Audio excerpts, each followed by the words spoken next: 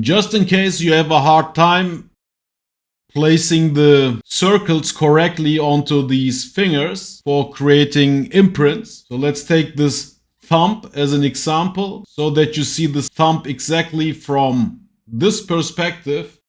Then check plane from camera, and that's what you get. This temporary plane. And now you can create your center circle or the ellipse, doesn't matter. Let's go with the ellipse this time. And create the circle or the ellipse which you want to imprint onto the thumb. And of course, play with the scale and the rotation. Everything from this temporary plane view.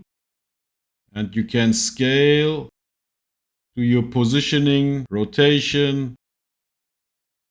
Okay, now we want to imprint this ellipse onto the thumb, but it's somewhere here.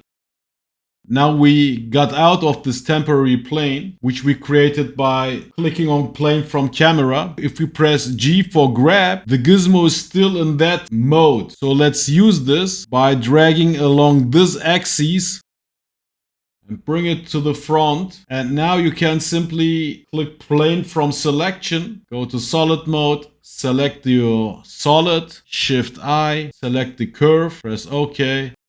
And here you get your imprint and you know the rest.